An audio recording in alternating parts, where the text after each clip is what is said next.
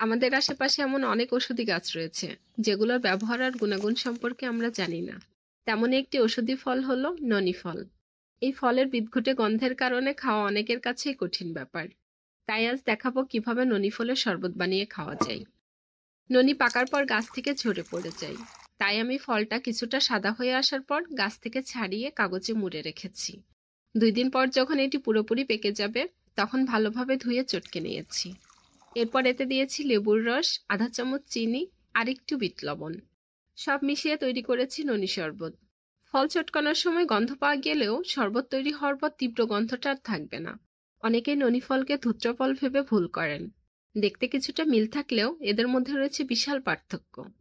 ননি ফলে রয়েছে vitamin C, A, B complex, calcium, iron, antioxidant সহ অনেক উপকারী উপাদান।